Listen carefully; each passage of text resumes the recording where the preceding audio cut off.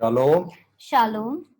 एक बार फिर से हम परमेश्वर पिता का धन्यवाद करते हैं। We would like to thank Father God once again आज के दिन भर उसने हमारी सुधि ली that He has kept us safe throughout the day और ये समय दिया है कि हम उसके वचनों पर अपना ध्यान लगा सकें। and He gave us this time that we can concentrate on His word. इसलिए आइए हम प्रार्थना करें। So let us start with the prayer. प्रेमी परमेश्वर पिता, Dear Heavenly Father, प्रभु यीशु मसीह के नाम से आपके चरणों में आते हैं। we come at your feet in the name of Jesus Christ our Lord. आपका धन्यवाद करते हैं We thank you, Lord, कि आपने हमें ऐसा सुनहरा अवसर दिया that you have given us this wonderful opportunity कि हम आपकी उन बातों को जाने जो हमारे दृष्टि से छुपी हुई थी। that we would know these things which were hidden from our eyes. और इसलिए जबकि हम ऐसी बातों पर ध्यान लगाना चाह रहे हैं, And when we are trying to concentrate on such things, आपके आत्मा का नियंत्रण हम समूह पर होने पाए। may your spirit be the one who guides us all. हम अपने आप को, We give ourselves, जितने पार्टिसिपेंट्स हैं सबको all the participants, और इक्विपमेंट्स को, all the equipments, हर एक स्थितियों को आपके चरणों में सौंपते हैं। every situation we give at your feet. आपकी सिद्ध मनसा पूरी हो, May your will be done.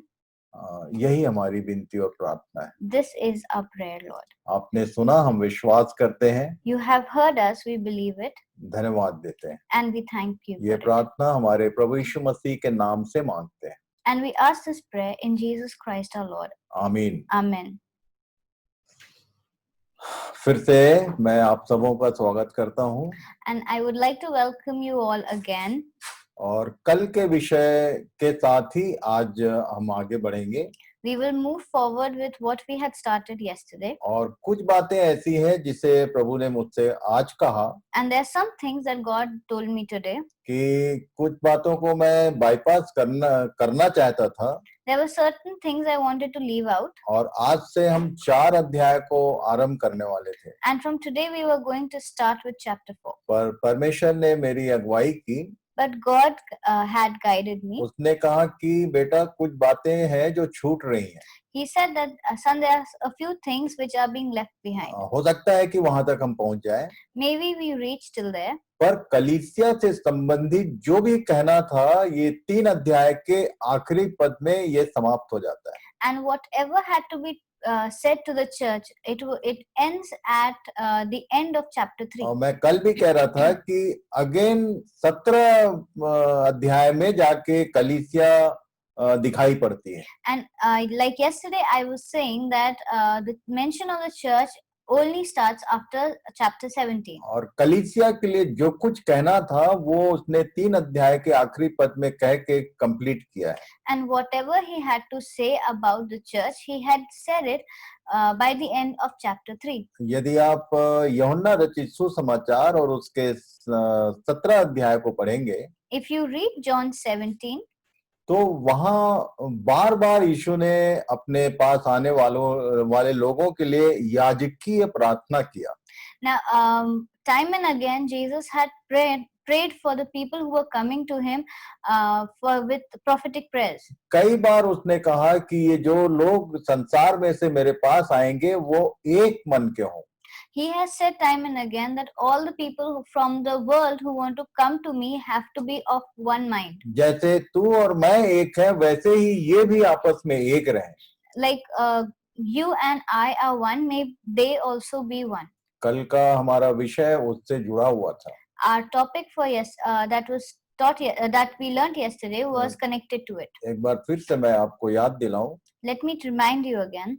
एक परिवार में यदि आप एक मन के नहीं हैं तो आप परमेश्वर के किसी काम के नहीं हो सकते। If you belong to the same family but you don't have the same thought process, then you cannot be of God's family. सबोपदेशक 4 और 12 पद में हमने देखा था कि 3 तागे से जो रस्सी बनती है वो जल्दी टूटती नहीं है। We had seen in Ecclesiastes 4:12 that a 3/4 cord is not quickly broken. और धागों से जाल नहीं बनता। And out of threads a net is not made. रस्सी से ही जाल बनती है। It is made out of a cord or a rope. ये सब हमने कल देखा। We have seen all this yesterday. तब मैंने एक होमवर्क दिया था, And I had also given a homework.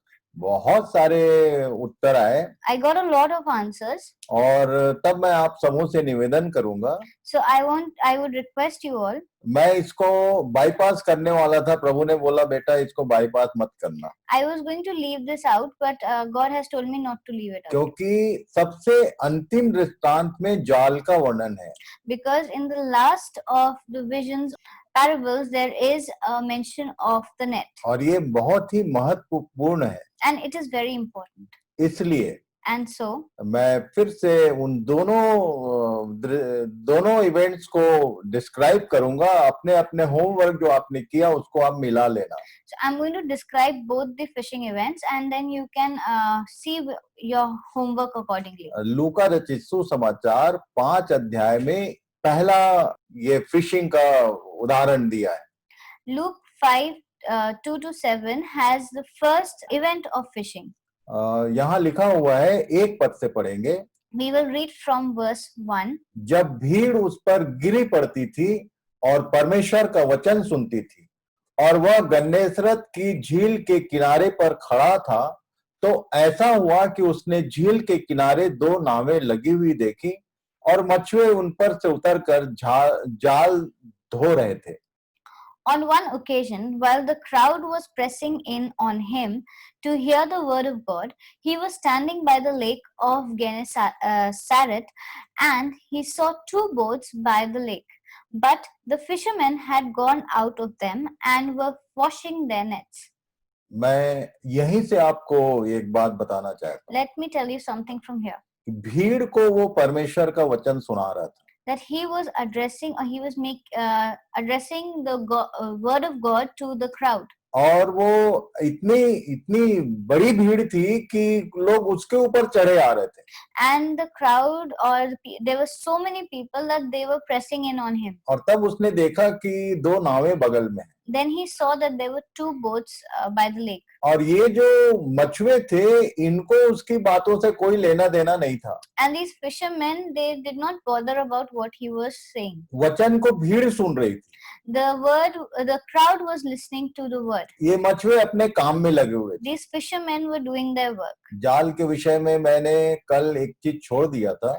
I had left something out about nets. जाल में 2 काम करना पड़ता है. There are 2 important things which are to be done with a net. जो बहुत गहरे समुद्र में जाल डाला जाता है, उसमें बहुत ज्यादा गंदगी नहीं होती है.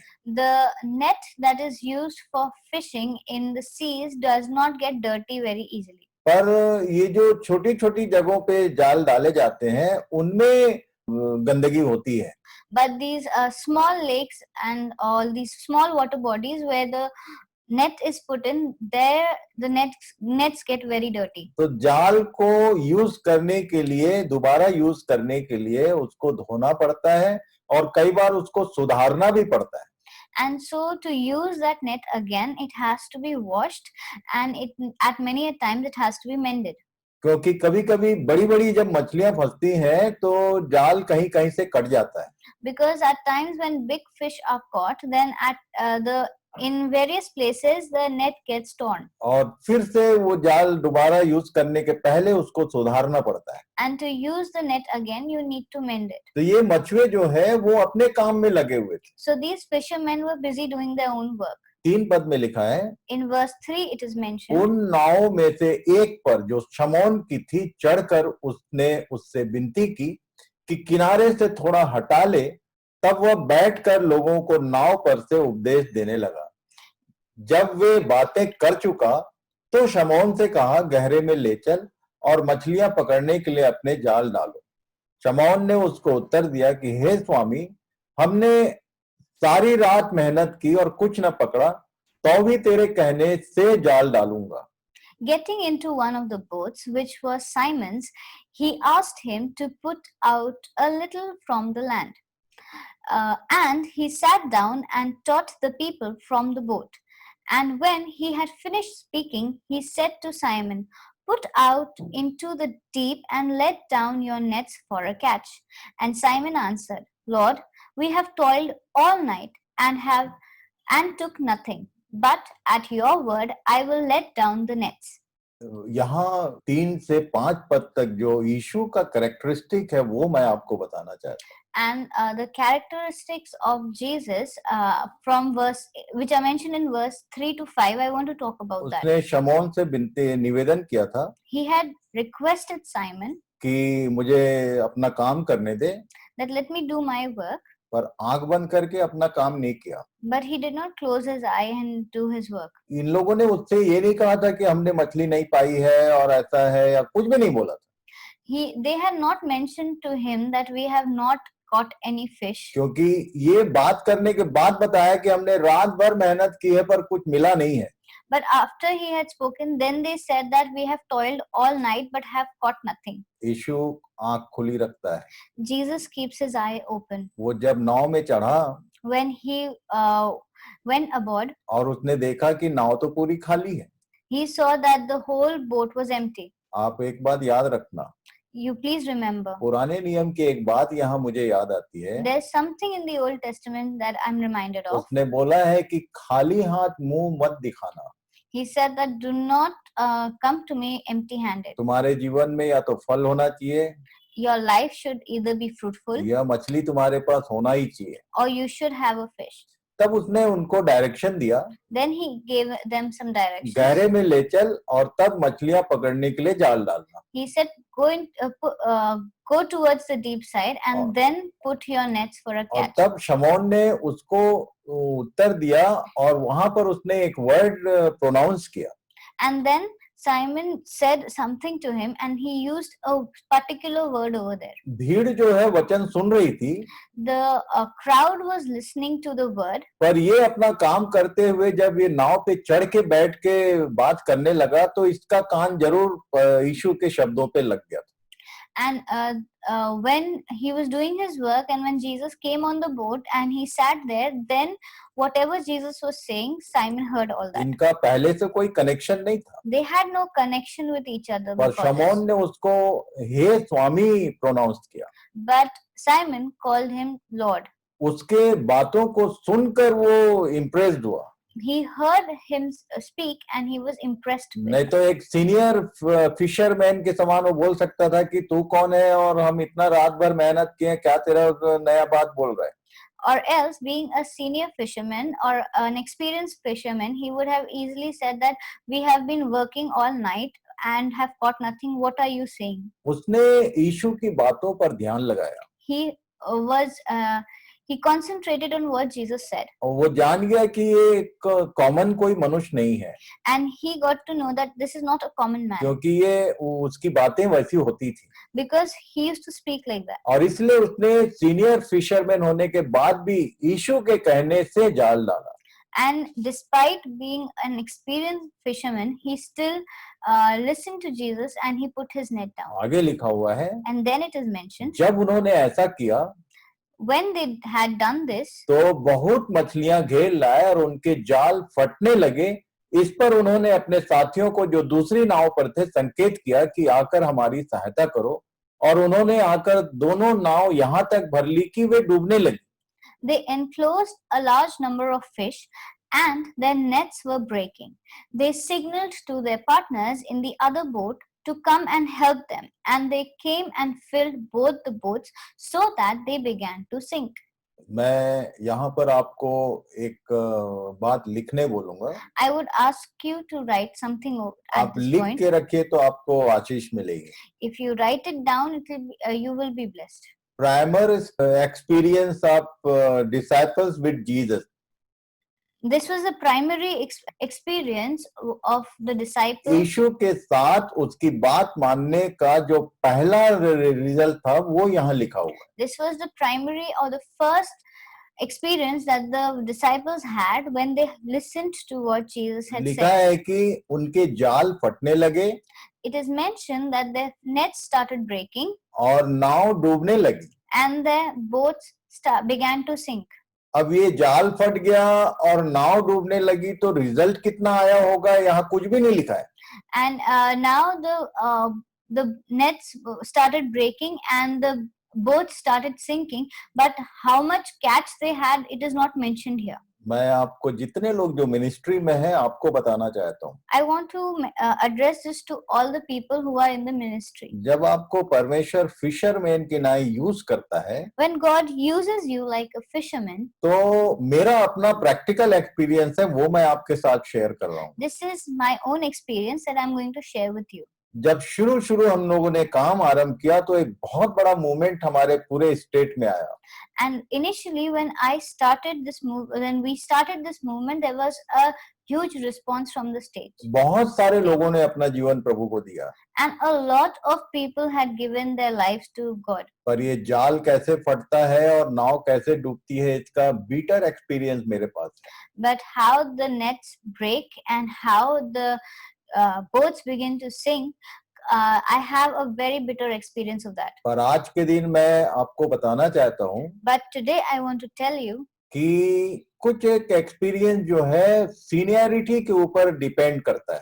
there are certain experiences which depend on how old you are or how senior you are in this. यीशु नाव में था Jesus was on the boat और जाल फट गया and the net broke और नाव डूबने लगी। and the boat started sinking. आप इस बात पे कभी नहीं ध्यान किए होंगे, You might have never paid attention to that, यीशु नाव में है और ये कैसे डूब सकती है। and that Jesus is on the boat and the boat is sinking. Primary level पे जब एक व्यक्ति विश्वास करता है तो उसको वो सोचता है कि अब यीशु हमारे जीवन में आ गया, अब कुछ नहीं होने वाला है।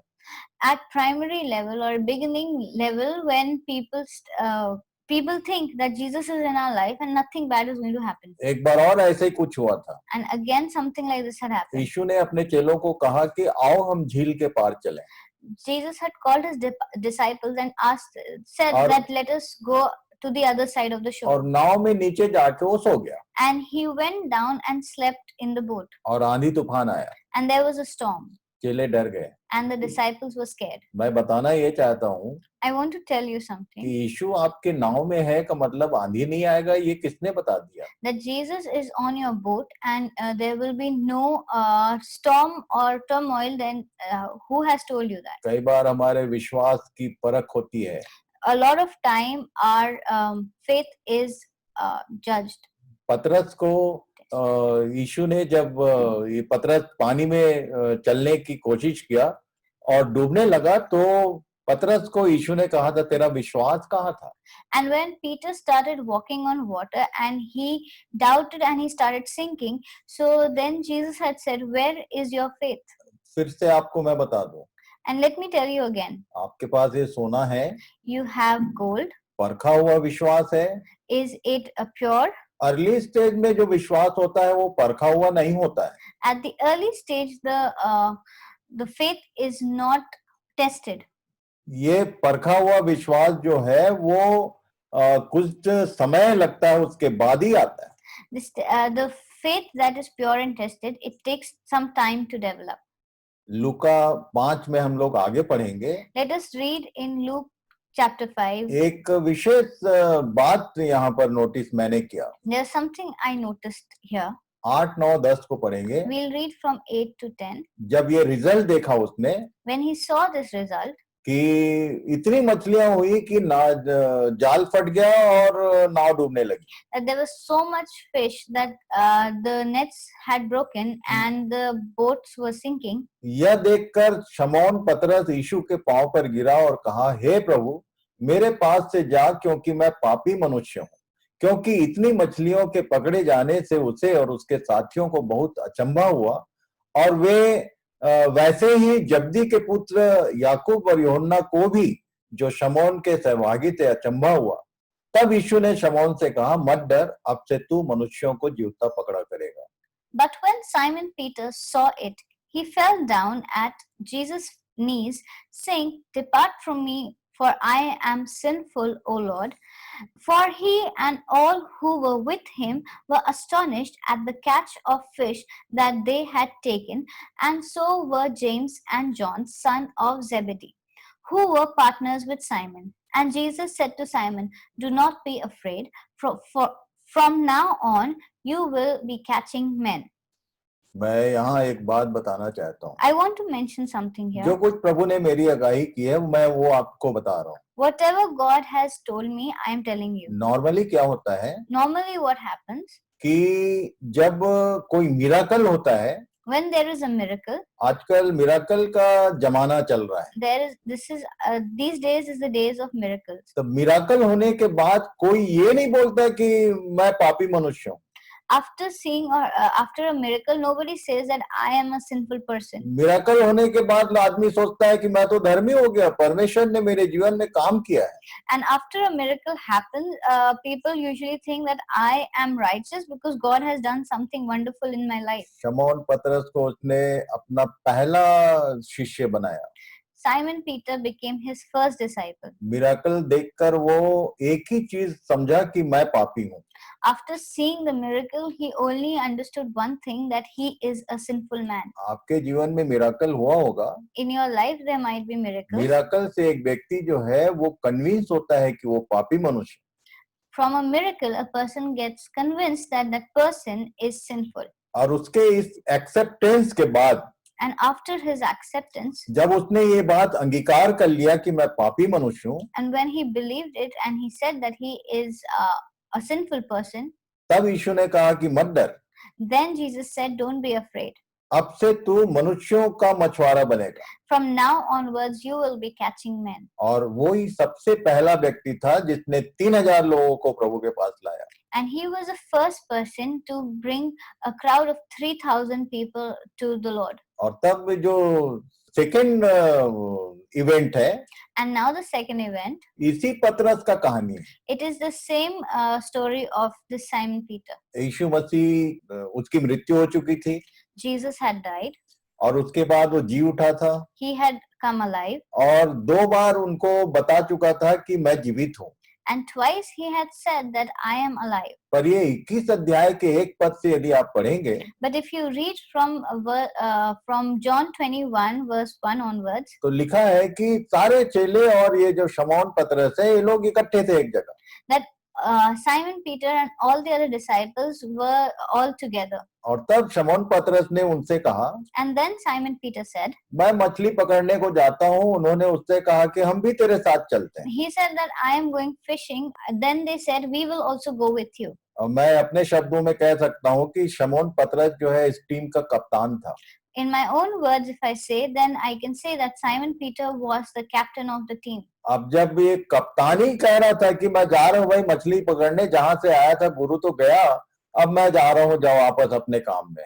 And now when the captain himself was saying that now that teacher has gone and I'm going back to what I used to do, that is fishing.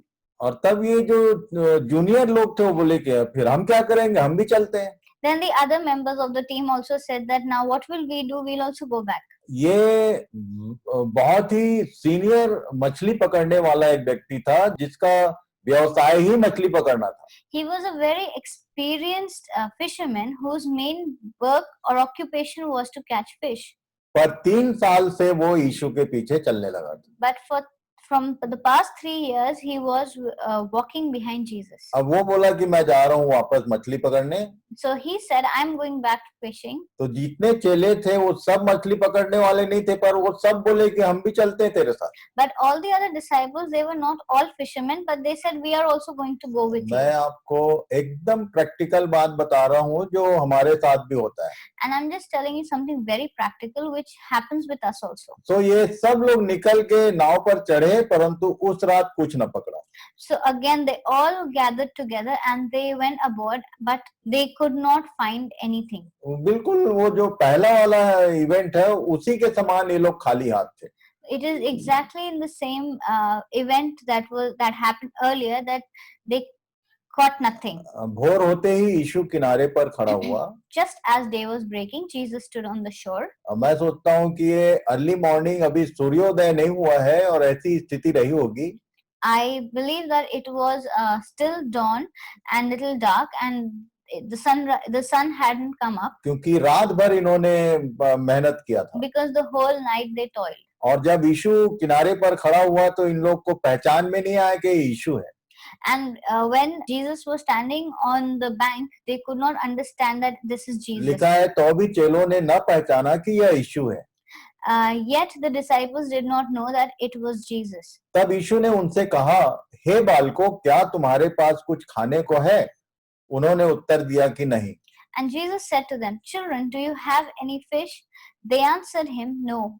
ये लाइन भी मेरे लिए बड़ी अजीब थी। This line was also very strange for me. आप इस ढंग से यदि बाइबल पढ़ेंगे तो आपको बड़ी आशीष मिलेगी। If you read the Bible in this manner, then you will be blessed. इतने अर्ली मॉर्निंग किसी को भूख लगती नहीं है।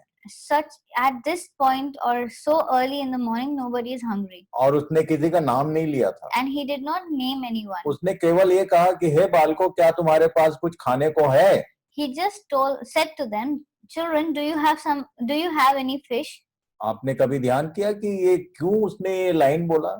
And have you ever thought why did he say such a line? मुझे जो परमेश्वर के आत्मा ने बताया वो मैं आपको बताता हूँ। What God's Spirit told me, I am telling you. मेरी भेड़ें मेरा शब्द पहचानती हैं, यीशु ने यूहन्ना 10 अध्याय में बोला। In John chapter 10, Jesus has said that my sheep know what I say. मेरा वॉइस पहचानती हैं। They know what they understand or they know how I sound. और उसने एक लाइन बोला। And so he said one line. और ये line आवाज सुनकर उनको पहचान जाना चाहिए था कि ये हमारा प्रभु है। And when he had said this, they should have understood that this is our Lord. हो सकता है कि मेंटली डिस्टर्ब हैं ये लोग। Maybe they were mentally upset. रात भर जगे हुए हैं। They were up all night. मिला कुछ नहीं है। They've got nothing. और इसलिए उन्होंने एक शॉर्ट आंसर किया, नहीं। And that's why they answered briefly saying no. और उसके बाद 6 और 7 पद में लिखा है, Then in verse 6 and 7 it is written. उसने उनसे कहा, नाव की दाहिनी ओर जाल डालो तो पाओगे। तब उन्होंने जाल डाला और अब मछलियों की बहुतायत के कारण उसे खींच न सके, इसलिए उस चेले ने जिससे यीशु प्रेम रखता था पतरस से कहा, यह तो प्रभु है। शमौन पतरस ने यह सुनकर कि प्रभु है, कमर में अंगरखा कस लिया, क्योंकि वह नंगा था और झील में कूद पड़ा।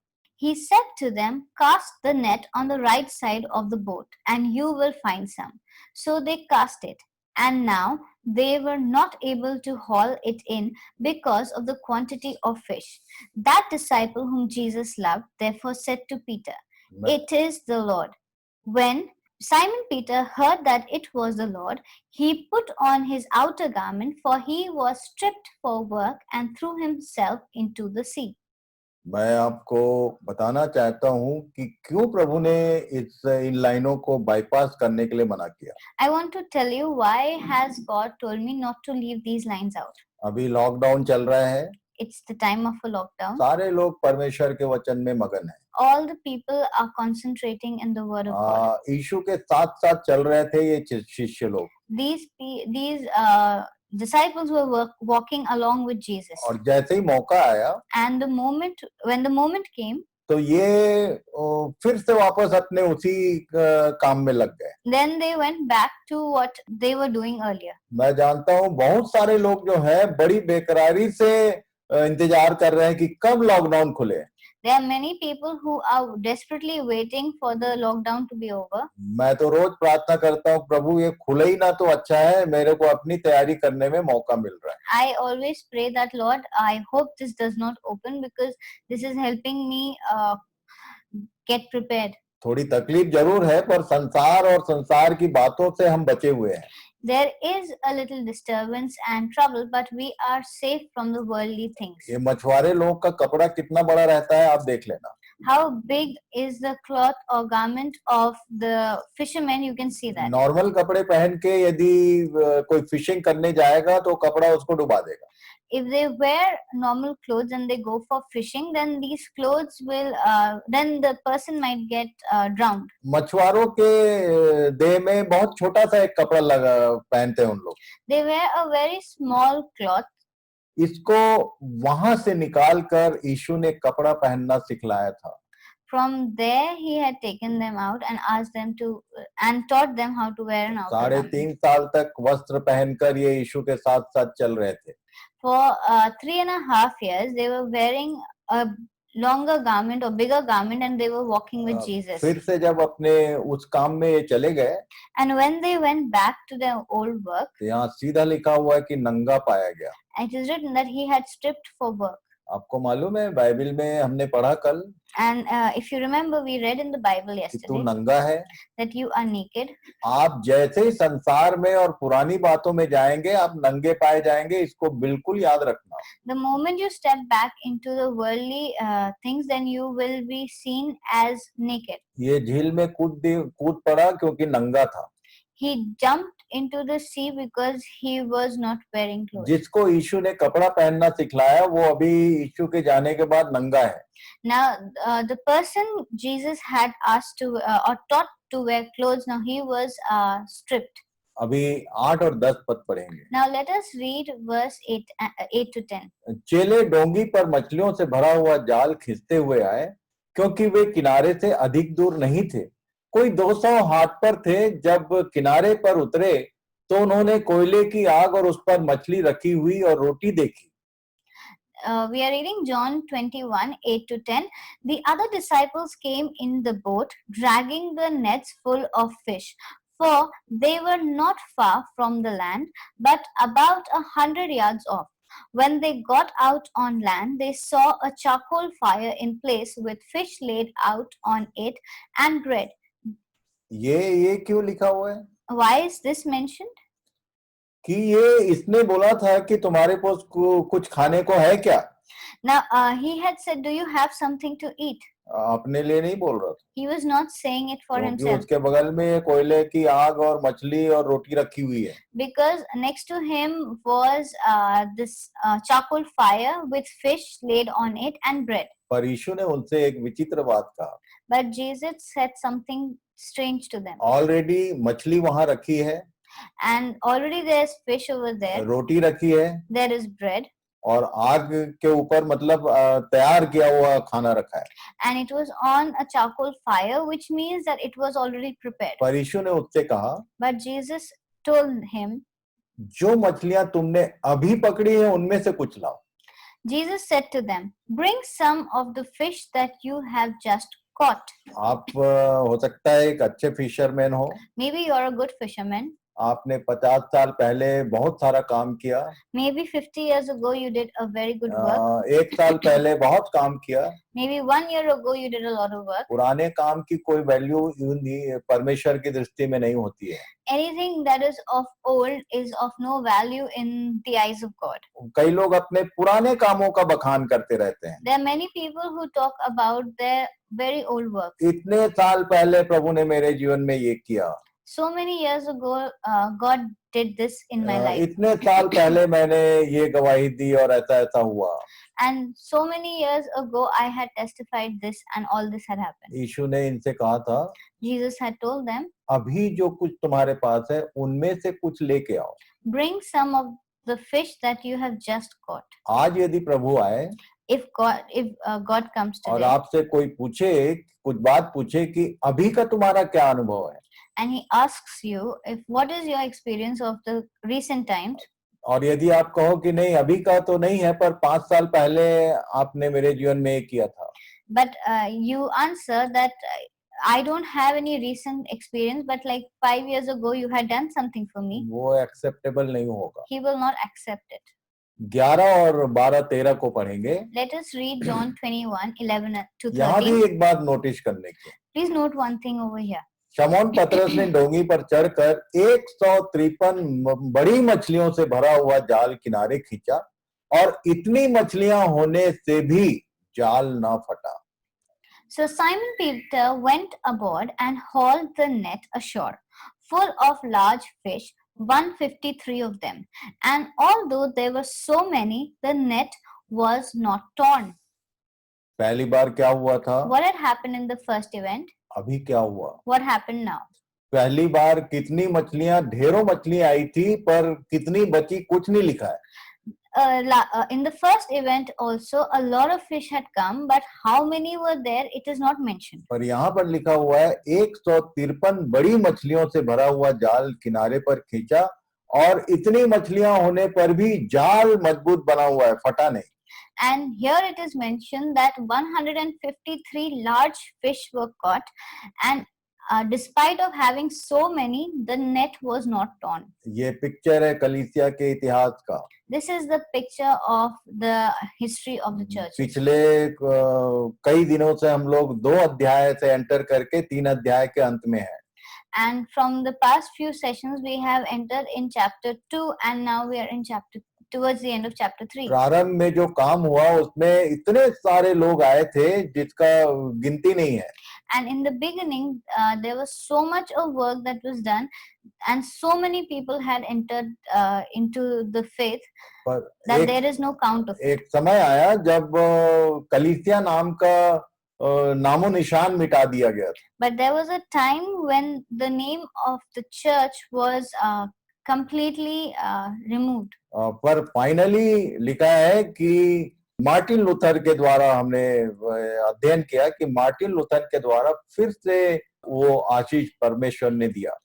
Then we learned that through Martin Luther, we got this blessing of becoming a church again. और उसके बाद फिर से सुसमाचार का काम बढ़ा। And then the good news spread. जिसके प्रतिफल स्वरूप भारत देश में भी यीशु का सुसमाचार आया। And its fruit was that the good news of Jesus came to India too. और तब यहाँ बता रहा है कि वो जो मछली पकड़ने वाला इनका अनुभव है, यहाँ पर 153 मछलियां पकड़ी गई हैं। And now the example of fishing here, it says that 153 large fish were caught. ये बहुत बड़ा नंबर नहीं है। This is not a very big number. यीशु ने बार-बार कहा है। Jesus had said time and again. थोड़े हैं जो चुने गए हैं। A few have been chosen. बुलाए तो बहुत सारे गए हैं, पर थोड़े हैं जो चुने हुए होंगे। There are many who have been called out, but only a few have been chosen. और चुने हुए में कितने लोग विश्वास योग्य रहेंगे आखिरी दम तक, ये भी कह नहीं सकते। And out of the ones who are chosen, how many of them are going to be faithful? That number cannot be decided. इसके आगे एक और बात हुई। Then there was something else that happened here. यीशु ने उनसे कहा कि आओ भोजन करो, और चेलों में से किसी को हियाव न हुआ कि उससे पूछे कि तू कौन है, क्योंकि वे जानते थे कि हो न हो यह प्रभु ही है। And although there were so many, the net was not torn. Jesus said to them, "Come and have breakfast." Now none of the disciples dared to ask him, "Who are you?" They knew it was the Lord. ये English में मेरी सहमति नहीं है। I'm not very convinced with what is written in English. लिखा है they knew it was the Lord. It is mentioned that they knew it was the Lord. पर हिंदी में लिखा है। But in Hindi, it is written. इसके पहले बिल्कुल सही लिखा है। Before that, it's perfect. कि चेलों में से किसी को हिम्मत नहीं हुआ कि उसको पूछ सके कि तू कौन है, क्योंकि अंधेरा इतना था उनको पहचान में नहीं आ रहा था। And the disciples did not dare and asked him, "Who are you?" because it was quite dark and they could not understand who it is. और उसने अपनी वॉइस भी उनको सुनाया था। And they had heard his voice. फिर भी वो डाउट में है। And again they were in doubt. पर जो रिजल्ट आया उसके कारण उन लोगों को अंदेशा हुआ कि हो ना हो यह प्रभु ही है। And with the result that they had got, they had understood that maybe it is the Lord. पहली बार पतरस से बात नहीं हो रही थी, भीड़ से यीशु बात कर रहा था, उसकी बातों को सुनकर उसने उसको प्रभु प्रोनाउंस किया था। In the first event, Jesus was not directly speaking, was not speaking to Peter, but he was addressing the crowd, and Peter heard his voice and words, and he called him Lord. पर यहाँ पर जब वो वापस अपने fishing में गया 3 साल के बाद, तो उसकी आवाज से भी नहीं पहचाना कि ये प्रभु है। And when he went back to his occupation of fishing after 3 years being with him, and with his voice or through his voice also, he could not make out that it is Jesus. Next paragraph मेरे को घुरघुरी उत्पन्न करता है। Then the next paragraph gives me goosebumps. उससे मैं हिल जाता हूँ। I am shaken with that. पतरस से उसने 3 बार पूछा था। He asked Peter 3 times. उसने 3 बार ये पूछा था कि इन सबसे बढ़कर क्या तू मुझसे प्रेम रखता है? He had asked them, "Do you love me more than these?" मैं इन सब से मतलब जो प्रभु ने मुझे समझाया वो मैं बताना चाहता And what does this more than these mean? Who are these? I want to talk about हूँ। that. आप अपने घरों में बैठे हैं अभी, You all are at home. आप अपने पत्नी की ओर देखिए, Look towards your wife. अपने बच्चे की ओर देखिए, Look at your child. आपका कितने लाख का या करोड़ का घर है उसको देखिए, How big or how expensive is your कौन सी house? कार और कौन सा लग्जरियस मटेरियल आपके घर में है उनसे देखिए, Look at all the luxurious things you have at home, और उसके बाद इस प्रश्न का उत्तर दीजिए, and then you answer this. इन सब से बढ़कर क्या तू मुझसे प्रेम करता है? Do you love me more than these? क्या आपके जीवन में सबसे पहला स्थान परमेश्वर का है? Is in your life is the first place given to God, तो उसके लिए केवल 3 काम करना है। and for that you need to do only 3 things. उसने कहा मेरे मेमनों को चरा, He said, feed my lambs, मेरे भेड़ों की रखवाली कर, tend my sheep, और मेरे भेड़ों को चरा। and feed my sheep. ये मेमना और भेड़ क्या होता है? What are these lambs and sheep? मेमना आपका बच्चा है, Lambs are your children, और भेड़ जो है वो जो बड़े लोग हैं वो है। and the sheep are the elders. सबसे पहले अपने घर के भीतर ये काम किया कि नहीं आपने? Have you done this thing inside your homes? नहीं तो बार बार पूछेगा। No, or he will ask you time and again. पतरस नर्वस हो गया, Peter became nervous. परेशान हो गया, He became troubled. बार बार पूछ रहा था यीशु से कि क्या तू सही में प्रेम रखता है? Jesus was asking him again, do you love me more than these? ये बोल रहा था कि तू तो जानता है। He was saying, Lord, you know. किस बात से जानना चाहिए उसको? And from what he should know? सबसे पहले तलवार इसी ने खींच लिया था, He was the first one who pulled out, who और drew एक his सिपाही sword. का कान उड़ाई दिया था। And he had struck a soldier and cut off his ear. पानी में जब चलते आते देखा तो बोला कि मैं भी आऊं क्या? And when he saw Jesus walking on water, he was the first one to walk on water. वो अपने सीनियरिटी को शो करता था। He always tried to show that he is the senior one. उसी व्यक्ति से यीशु ने पूछा, And Jesus asked the same person, do you love me? do you love me? तू मेरे से प्रेम करता है? Do you love me?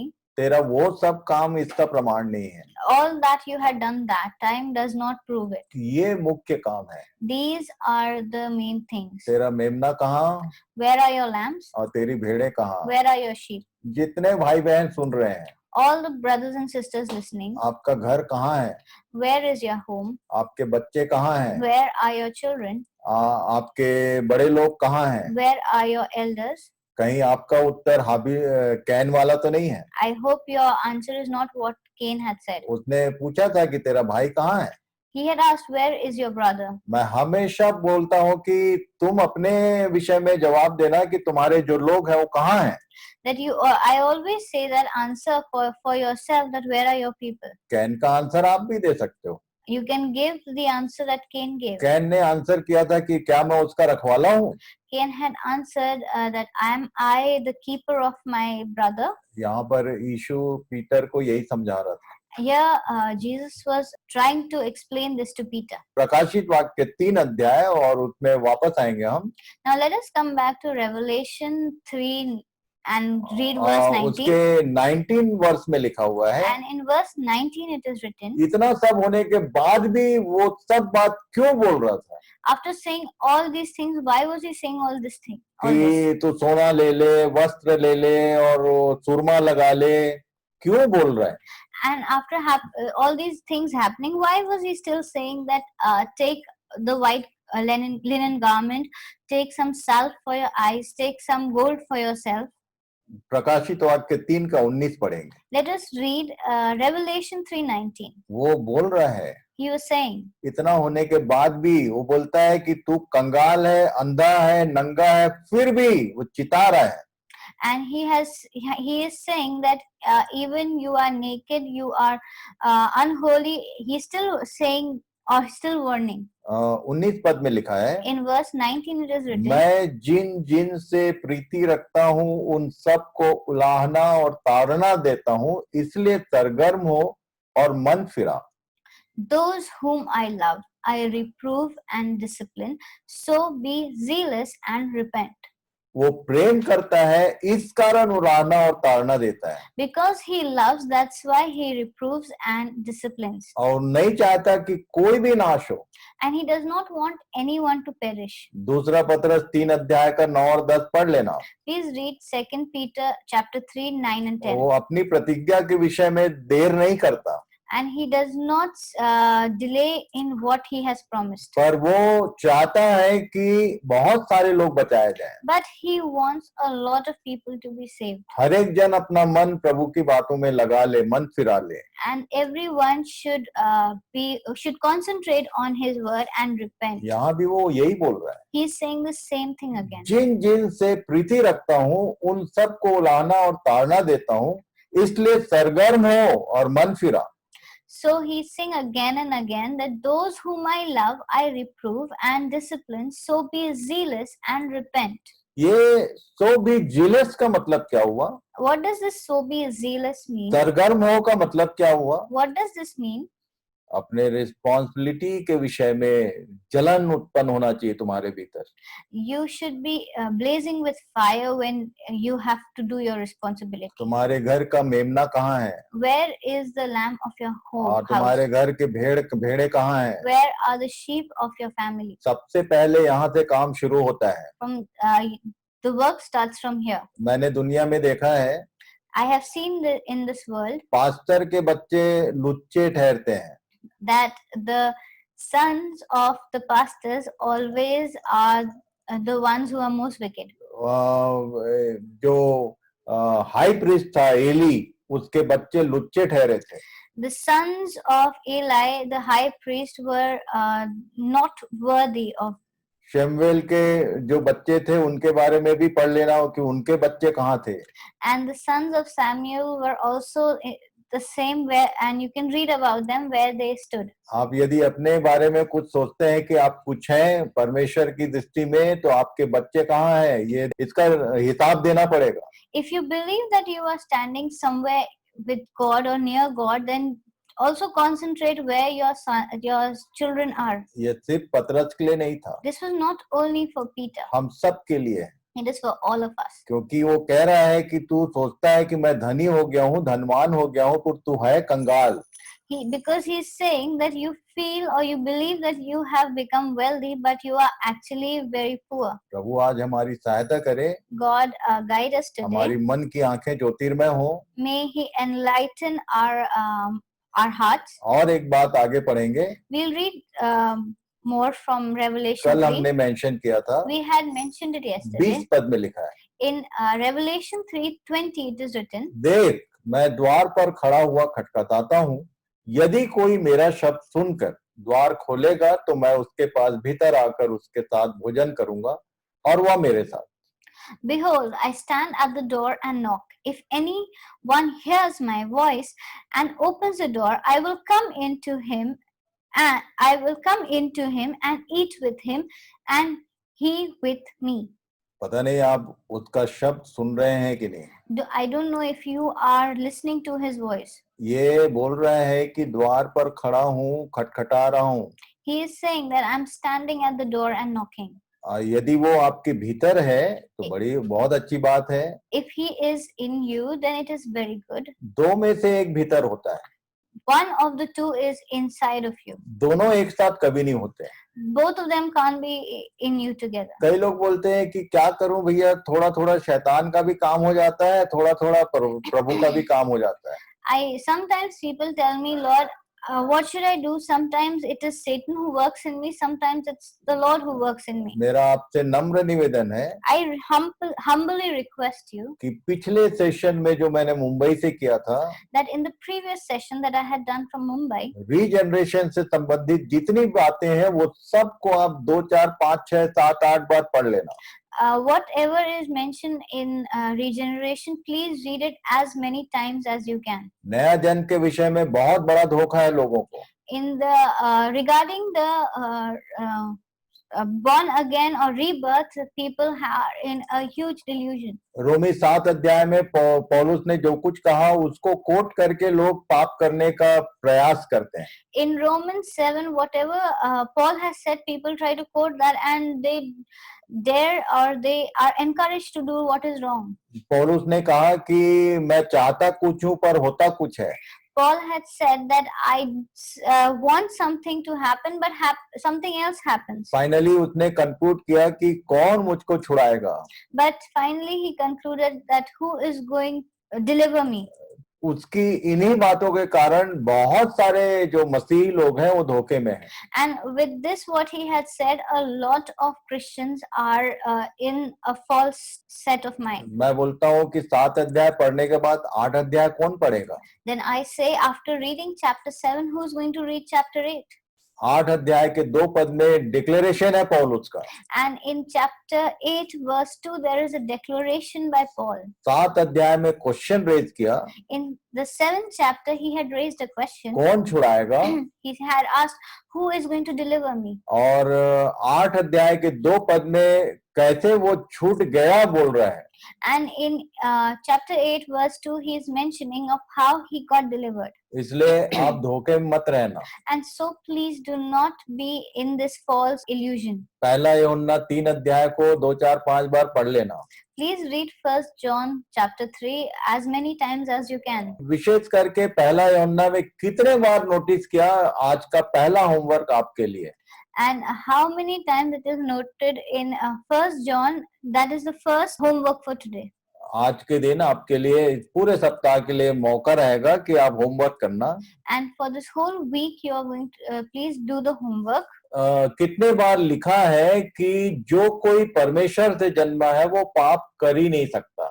How many times is it mentioned that the person who has been born in or born through God or born in God, that he is not going to sin. वो पाप नहीं करता. That person does not sin. और वहां लिखा है 3 अध्याय में कि इसी से पाप करने से या नहीं करने से परमेश्वर की संतान और शैतान की संतान जाने जाते हैं. And it is mentioned in chapter 3 that a person, or from sinning or not sinning, it is determined if you are a child of God or a child of Satan. Finally ये चिता रहा है. And finally he's warning देख अभी भी मैं दरवाजे पर हूँ और अंदर आना चाहता हूँ. that I am still standing at the door and knocking and I want to come in. पहला यूहन्ना 3 के 8 पद को पढ़ना आप. Please read First John 3:8. उसमें क्लियर लिखा हुआ है कि शैतान है जिसके कारण हमारे भीतर पाप होता है.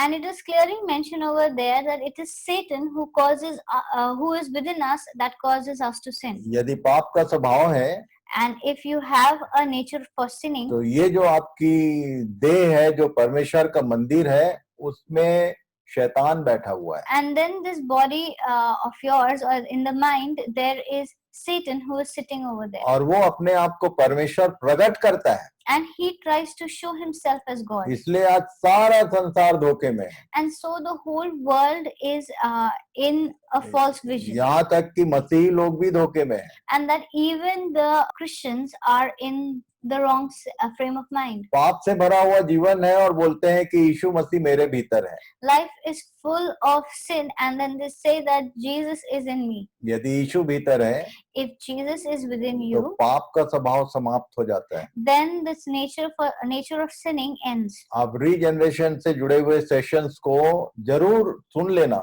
देख लेना. यूट्यूब में डाला हुआ है. It's on YouTube. You can see the videos regarding regeneration. बहुत बड़ा धोखा हो जाएगा. A big false delusion will be over. ये धोखा आपको होने वाला है. This delusion is going to happen with you.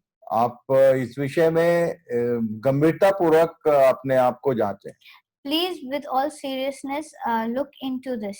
ये कलीसिया को लिख रहा था. He was writing this to the church. ये अन्य जातियों को या संसार के लोगों के लिए ये लाइनें नहीं है. This was not for the Gentiles or for the people of this world. अंत के समय में कलीसिया की जो दशा होगी उसको याद दिला रहा था. He was reminding of what the church will go through towards the end of days. ना तो तू ठंडा है ना गर्म है. Neither you are hot nor cold. अब ये बोल रहे हैं कि देख मैं द्वार पर खड़ा हुआ खटखटाता हूँ, यदि कोई मेरा शब्द सुनकर द्वार खोलेगा तो मैं भीतर आऊंगा. Now he's saying, behold, I stand at the door and knock. If anyone hears my voice and opens the door, I will come in. मैंने कल भी बताया था, आज भी बता दो. I had said yesterday and I'm कि telling हमारे again होंठ जो हैं वही इस मंदिर के द्वार हैं. that our lips are the doors of this temple. और इसके बाद 21 और 22 पद में लिखा है, And then in Revelation 3 verse 21 and 22 it is written, जो जय पाए उसे अपने साथ अपने सिंहासन पर बैठाऊंगा, जैसे मैं भी जय पाकर अपने पिता के साथ उसके सिंहासन पर बैठ गया. the one who conquers, I will grant him to sit with me on my throne, as I also conquered and sat down with my Father on his throne.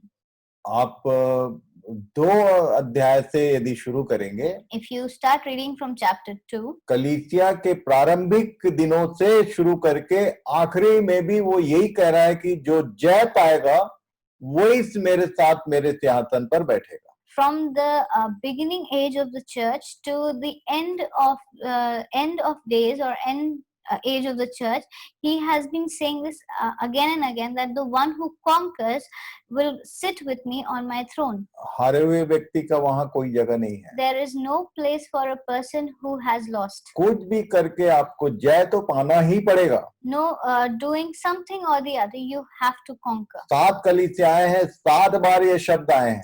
7 of the churches are there and 7 times this has come. और हर बार उसने यही कह के and किया है, And every time he has said this and जो has जय said, पाए उसके साथ ऐसा ऐसा करूंगा. the one who conquers, I will do this for him. और उसके बाद एक और लाइन लिखी है, And then he has said another line. जिसके कान हो वह सुन ले कि आत्मा कलीसियाओं से क्या कहता है. He has said, he who has an ear, let him hear what the Spirit says to the churches. पवित्र आत्मा के बारे में एक से एक बातें हैं लोगों के पास. People have a lot of things to say about the Holy Spirit. पवित्र आत्मा क्या कहना चाहता है कलीसिया के लिए, ये लास्ट लाइन है. And what the Spirit has to say to the churches, that is the last line. ये जो 2000 साल का जो परमेश्वर का किया हुआ प्रबंध है, कलीसिया का जो इतिहास है, वो इन्हीं शब्दों के साथ एंड हो रहा है. This 2000 years of dispensation of the church has ended with these words. जिसके कान हो वह सुन ले. The ones who have an ear, let him hear. मैं आपको बता दूं, Let me tell you, अभी जो कुछ आप सुन रहे हैं उस कान के बारे में नहीं कह रहा है. he is not talking about the ears or the biological ears you are listening with. ये जो इंग्लिश में है वो ज्यादा बेटर है समझने के लिए. What is mentioned in English is better for us to understand. लिखा है he who has an ear. It is saying that he who has an ear. an ear का मतलब होता है एक कान. An ear means one ear. आप अभी जो सुन रहे हैं मेरी बातों को, वो अपने ये 2 कान से सुन रहे हैं. What you are listening to me or say, you're hearing from the 2 ears you have. और ये 2 कान के बारे में हमारे हिंदी भाषी क्षेत्रों में एक कहावत कही जाती है. And for these 2 ears, there is a famous saying in Hindi speaking areas. एक कान से गया दूसरे कान से बाहर हो गया. What you listen from one ear comes out of the other ear. आपकी मन की आंखें ज्योतिर्मय होनी चाहिए. Your the eyes of your mind should be enlightened. और आपके मन के कान खुले रहने चाहिए. And the ears of your heart and mind should be open. क्या आपके आत्मा का कान है जो ये सब सुन रहा है? Does your spirit have an ear who is listening to all this? ये यदि आप उस कान से नहीं सुन रहे हैं, If you're not listening this from that ear, तो आपके इन सारे अध्ययन में शामिल होने से कोई फायदा नहीं होने वाला. then nothing is going to help you even if you participate in all of this study. Homework number 2. Homework number 2. प्रकाशित वाक्य की पुस्तक में In the book of Revelation, ये कितने बार जिसके कान हो जिसके कान हो जिसके कान हो लिखा है, ये आपको ढूंढना है. how many times is it mentioned, he who has an ear, listen. एक बार फिर से आप सबों को प्रभु आशीष दे. And once again, may God bless you. आप सबों को धन्यवाद Thank you और good night. and good night.